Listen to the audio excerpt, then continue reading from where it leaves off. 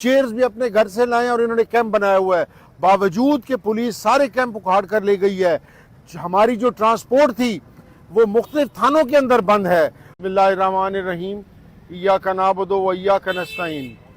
हम सुबह से हमारे पार्लिमानी लीडर अली इम्तियाज़ वड़ैच साहब, इरशाद डोगर साहब, हम लोग मुख्तलिफ कैंप्स का दौरा कर रहे हैं। आप यकीन कीजिएगा कि जुल्म बर्बरियत की कोई इंतहा है। एक साइड पर ये कहते हैं कि हम अब अपने पाँव पे खड़े हो रहे हैं नून वाले।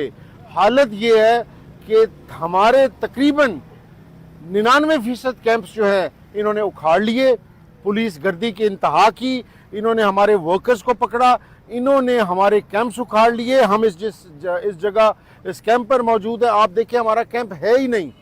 ये हमारे जो पीटीआई के जिंदा दिलान और जो शेर वर्कर हैं, इन्होंने अपने घरों से ये कुर्सियां देखिए, आप कुर्सियां भी अपने घरों से उठाकर लाए हैं, चेयर्स भी अपने घर से लाए हैं और इन्होंने कैंप बनाया हुआ है, बावजूद कि पुलिस सारे कैंप उखाड़ कर ले गई है। हमारी जो ट्रांसपोर्ट थी वो मुख्तलिफ थानों के अंदर बंद है।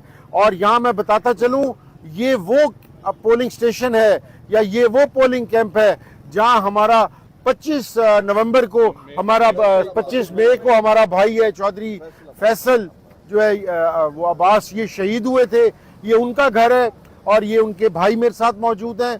और इन लोगों ने अपने घरों से सामान लाकर पार्टी की खातिर खान साहब के लिए इन्होंने ये इनके जज्बे बुलंद हैं। पुलिस इनका कुछ नहीं कर सकी। हमारे अब भी इस टाइम भी शेराकोट थाने के अंदर 14 हमारे पार्टी के वर्कर्स जो हैं वो गिरफ्तार हैं। और हमारे पोलिंग कैंप्स जो है, यहाँ एक जगह है कुछ तो अपना वो बना हुआ है, एक ग्राउंड है वहाँ पर, ये डोंगी ग्राउंड, वहाँ पर इन्होंने तमाम कैंप्स उखाड़ कर वहाँ पर इन्होंने रखे हुए हैं।